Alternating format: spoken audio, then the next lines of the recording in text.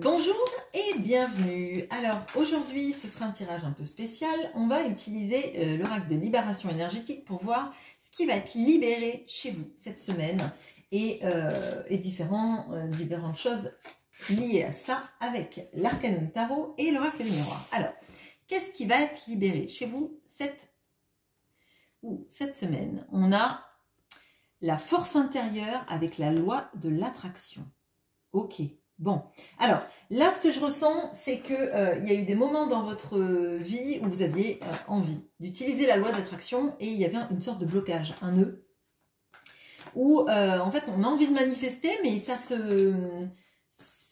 marche jamais, enfin ça marche jamais, ouais, il y a quelque chose comme ça, en fait c'est entre la manifestation et son accomplissement, ça marchait pas, il y avait une sorte de blocage comme si en fait vous voulez ouvrir la fenêtre et qu'elle est coincée. Bon, je ne sais pas pourquoi j'ai ça comme image, mais bon, bref. Là, pour moi, du coup, il y a quelque chose qui se débloque totalement. Et c'est une notion, à mon sens, là, de vraie adéquation entre la loi de l'attraction et l'intention qu'on lui donne, vous voyez? Parce que des fois, on veut faire des choses et on croit que c'est de la loi de l'attraction et c'est en fait j'ai juste une volonté mais pas manifestée de la bonne manière en fait. Bon, alors qu'est-ce qu'on peut me dire justement sur ça? On a l'as de bâton, là il y a quelque chose de coupe et le pendu. Bon, alors là clairement, moi ce que je ressens, c'est que cette semaine particulièrement, il y a une sorte de twist qui se fait, une sorte de nouvelle intention et de nouvelle façon de voir les choses. Avec le pendu, on a cette notion-là, en plus arcane majeur, donc c'est important, de voir les choses sous un angle nouveau. Notamment, si vous essayez de manifester des choses et qu'il y a toujours un blocage, c'est peut-être la manière dont vous posez vos intentions qui n'est pas la bonne. Là, on vous invite cette semaine à reconsidérer les choses sous un autre point de vue, sous un autre angle d'attaque, j'ai envie de dire. Et là, d'ailleurs, je le vois comme ça, en fait. C'est comme des nœuds, hein, des nœuds parce que c'est pas la bonne manière de défaire les nœuds. Vous voyez, c'est comme si on fait un nœud sur un vêtement et qu'on le passe à l'eau, ça va resserrer le nœud plutôt que prendre son temps, y aller doucement quand le linge est sec. Je sais pas pourquoi c'est cette image qui me vient. Bon. Mais en plus, on a vraiment cette notion-là. Vous voyez, on est pendu. On est pendu par un de ces fils-là. Et en fait, en se disant que on va voir les choses différemment et de regarder ce nœud-là, on comprend pourquoi c'est pas comme ça qu'il faut s'y prendre. Hein. Moi, je ressens là énormément de nouvelles conscientisations. Il y a un alignement qui se fait en vous-même. Alors, on a le 2 de coupe. Forcément, vous voyez un homme et une femme. Et ça peut vous indiquer une relation amoureuse. Hein. Mais là, ce que je ressens, c'est que le 2 de coupe, c'est se retrouver en soi dans toutes ses facettes, vous voyez, et de voir les choses sous un angle global et pas sous juste le petit point, d'accord? Là, pour moi, on change de vision des choses, on change dans la manière de manifester et on change la manière de voir la situation elle-même et tout notre processus. Je veux quelque chose, mais je l'ai toujours voulu de cette manière et que ça se manifeste de cette manière et je suis un peu bloquée par ça. Maintenant, si je dis que je veux ça et que je vais mettre en place toutes les actions qui vont me permettre d'ouvrir ma vision des choses et mon panel d'actions, à ce moment-là, ça va se débloquer. On a l'as de bâton. Donc l'as de bâton, c'est sûr, il permet de débloquer. D'ailleurs, l'as de bâton, il peut cramer tous les nœuds, hein, clairement. Bon. Et pour moi, c'est vraiment se réintégrer en soi-même et comprendre que tout ce qu'on veut, on l'a à l'intérieur de soi. Il suffit juste, en fait, de réaligner. Alors, je ne sais pas pourquoi, je le vois, vous voyez, comme une boule avec une sorte d'ouverture, vous savez, un peu comme des casse-têtes. Et en fait, l'ouverture, elle existe. la serrure, elle se désamorce, il suffit juste de changer les choses pour que ça coïncide, vous voyez. Et c'est ça c'est ce que je ressens avec ce 2 de coupe, c'est une fois qu'on a vu le problème sous toutes ses faces, on comprend qu'il s'agit juste de réorienter la boule. Et pour moi, c'est ça. On regarde la problématique sous un angle plus global et on comprend quel est le moyen de débloquer la situation. Bon, super. Donc là, pour moi, pour toutes les personnes qui essayaient de faire des rituels de loi de l'attraction, ou qui voulaient des choses et ça se débloquait jamais, vous ne compreniez pas pourquoi ça se débloque pas, là, on a la réponse, on regarde dans une globalité et on change ce que vous avez fait jusqu'à présent, vous changez l'angle d'attaque, juste. Ça ne veut pas dire que votre souhait, c'est pas le bon, mais c'est la manière dont vous vous y prenez et la manière de demander qui, à mon sens, doit changer. Bon. Alors, qu'est-ce qui peut vous aider, justement, à avoir ce changement de vision? Ok. Alors, on a le retour, on a l'enfermement, on a le bouclier. Alors, il y a quelque chose à regarder sur... alors, moi, ce que je ressens, c'est justement... alors, le retour, je le vois un peu comme la roue, comme quelque chose de cyclique, peut-être même quelque chose de karmique, vous voyez. De toujours rester comme si vous étiez dans la roue du hamster. C'est-à-dire, on fait toujours les mêmes processus, on fait toujours les mêmes procédés, et ça nous bloque. Ça nous pose dans une situation d'enfermement où, finalement, on a l'impression qu'il n'y a pas d'autre échappatoire. Comme ce process-là, on le fait depuis très longtemps, on a l'impression que c'est le bon. Sauf que visiblement, il y a des choses à changer, mais peut-être même quelque chose d'infime. Hein. Mais bon, il y a quelque chose dans la protection, de se dire... alors, peut-être que là, il y a quelque chose dans vos rituels de protection, pour les personnes qui le font, qui est à changer. Là, j'ai l'impression qu'en fait, votre rituel de protection... il vous protège aussi de l'abondance. Alors, je suis désolée, c'est un petit peu particulier. Ça ne va pas parler à tout le monde. En même temps, c'est un tirage du lundi. Je sais qu'il n'y aura pas grand monde de toute façon. Mais là, pour moi, c'est rituel de protection à changer. Enfin, en tout cas, à modifier. Hein. J'ai l'impression que là, vraiment, votre rituel de protection, il empêche l'abondance de venir sur vous. C'est... Vous voyez, un petit peu d'ailleurs comme si votre bouclier, en fait, c'était la toile d'araignée qui filtre. Bon, je suis désolée, c'est bizarre, mais bon, bref. Alors, quel est le conseil du tarot pour vous permettre, en fait, d'exprimer mieux cette loi de l'attraction?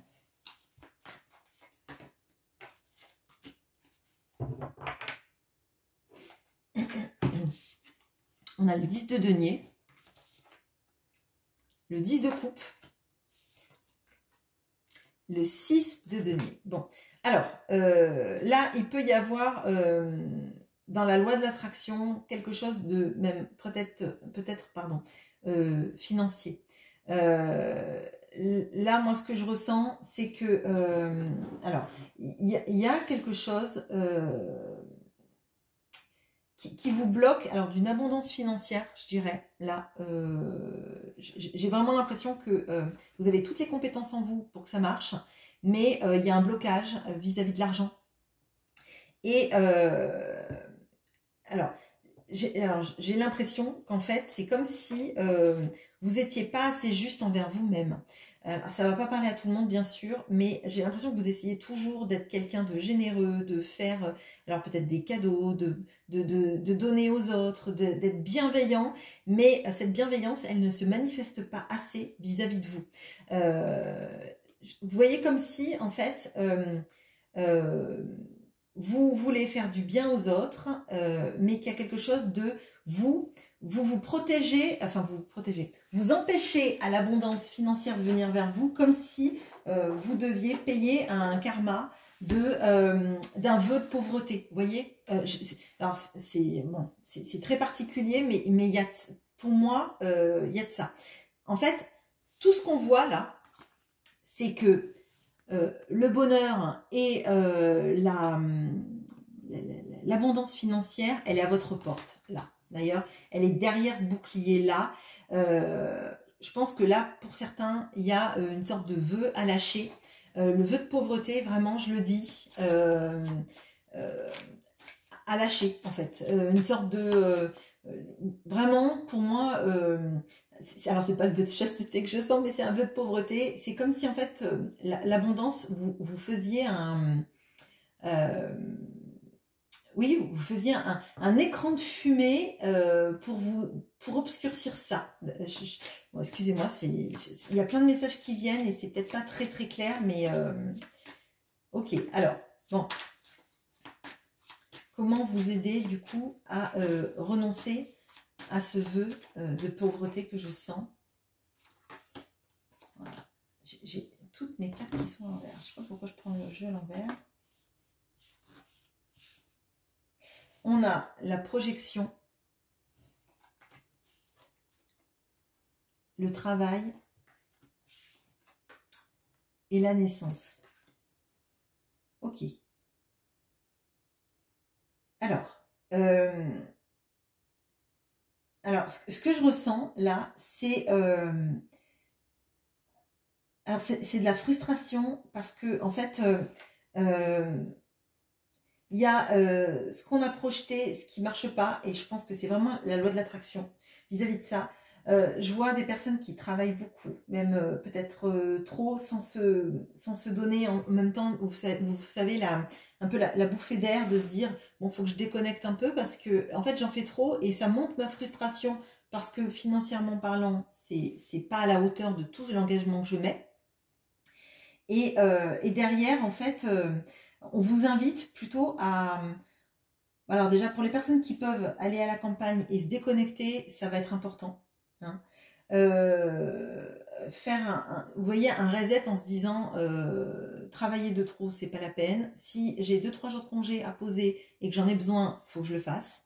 Bon, ça c'est important. Parce qu'il faut en fait que vous réintégriez cette sensation de vous dire que vous méritez vraiment l'abondance.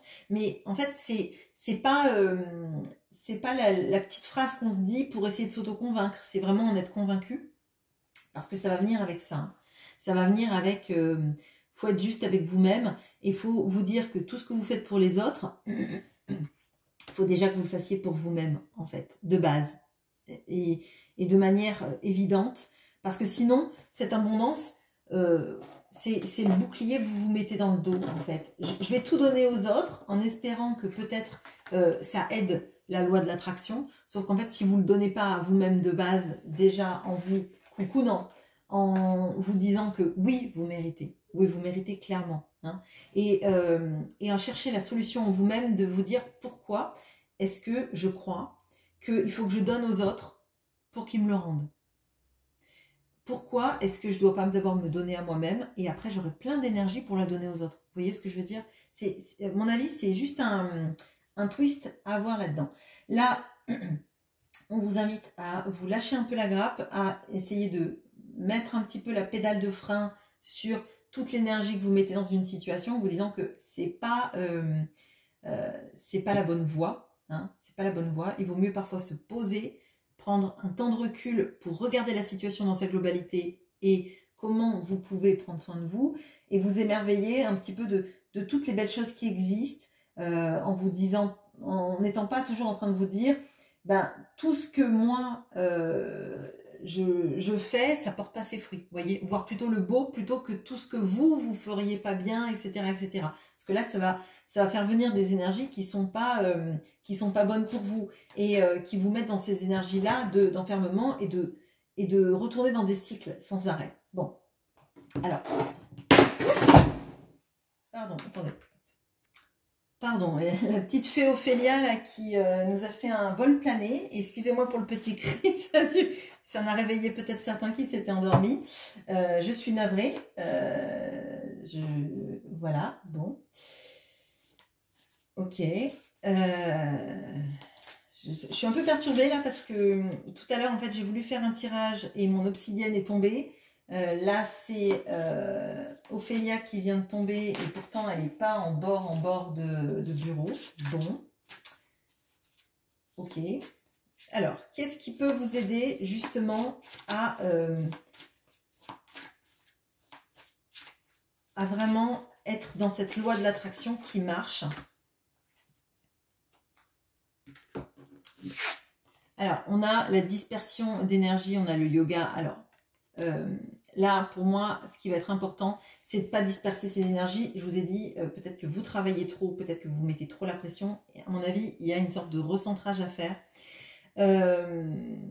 Si vous aimez pratiquer le yoga, si ça vous convient, pour vous recentrer, pour récupérer les énergies et pas partir dans tous les sens, ça va être important.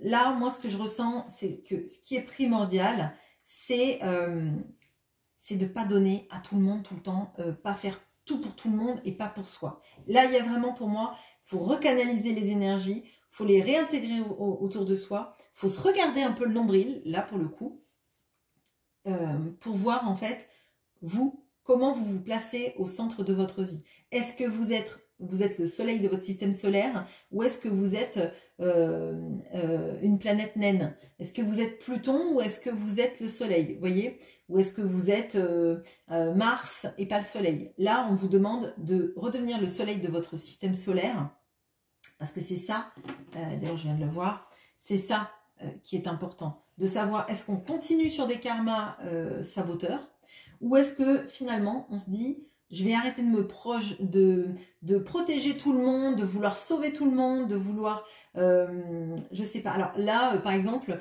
faire des consultations gratuites à des gens, par exemple, rendre des services à des gens qui sont même pas là quand vous avez un problème. Est-ce que ça, c'est pas des choses à stopper ou en tout cas à limiter? Bon. Là pour moi, faut vous faire du bien, faut vous poser, faut revenir aux bases, à l'essentiel, c'est-à-dire que sans énergie, vous ne pourrez rien développer. La loi d'attraction, elle est là, d'accord? Elle est dans la réintégration de soi-même. Et justement, vous voyez, il y a cette notion-là avec les dispersions d'énergie. Et je vous ai dit, le 2 de couple, là, je le sens plutôt dans on se remet tout en soi-même. On est pas que le yin, pas que le yang, on est le yin et le yang tout imbriqué. On est vraiment un tout et pas qu'une partie. Il y a vraiment de ça pour moi et on arrête de s'isoler dans cette sensation qu'on n'y arrivera pas. On arrête de tout donner et de rien garder pour soi. Et on se fait du bien tant que possible, une pause nécessaire, un moment de calme, un moment pour se recentrer sur soi. Et quand je vous ai dit regardez votre nombril, c'est pas une invitation à être égocentrique, mais c'est une invitation à se faire du bien parce que vous êtes la personne qui pouvait vous faire le plus de bien. Et si vous voulez faire du bien aux autres, il faut que ça passe d'abord par vous. Mais là, on voit que vous avez tout le potentiel. Si vous arrivez à réintégrer ça cette semaine, à faire en sorte que la loi de l'attraction marche et potentiellement à stopper des vieux contrats karmiques de je ne mérite pas l'abondance, je ne mérite pas si, je fais vœu de ta. D'accord? Bon. Eh bien, écoutez, je remercie les personnes du lundi qui sont là. Vous n'êtes pas nombreux, mais votre soutien me fait très chaud au cœur. Et moi, j'adore ces petits moments où on peut parler de choses différentes avec vous. Voilà, bonne journée à vous, bonne semaine. Au revoir.